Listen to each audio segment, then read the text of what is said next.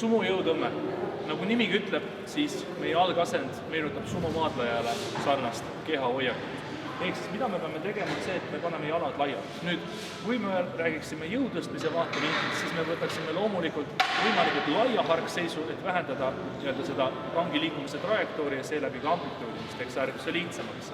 Kui meie puhul on eesmärk läbi töötada võimalikult palju lihaseid, olla võimalikult ergonoomiline, siis me võtame täpselt nii laia jalgade asetuse, kui meile sobilik on. Aga ta on ikkagi suhteliselt lai.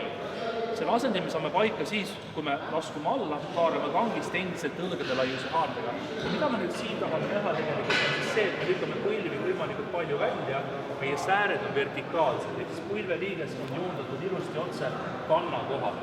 Sellisel juhul me saame kõige paremini lihased ergonoomiliselt tööle.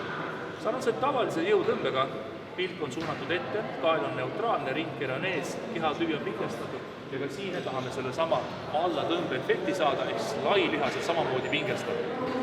Me oleme siin püstisemas asendis ja seega see stardipositsioon on natukene raskem ja nõuab veidi rohkem jalatööd. Ehk siis võrreldes tavalise jõutõmbega on jala osalus võrreldes nimmepiirkonnaga suurem. Kui me hakkame liigutust tegema, siis jälle meie eesmärk peaks olema kujutada ette, et me surume võimalikult kõvasti jalgadega põrandasse ja seeläbi tõuseme üles. Enne igat kordust surume rinna ette, saavutame selle lai lihase aktivatsiooni ja tuleme maast lahti.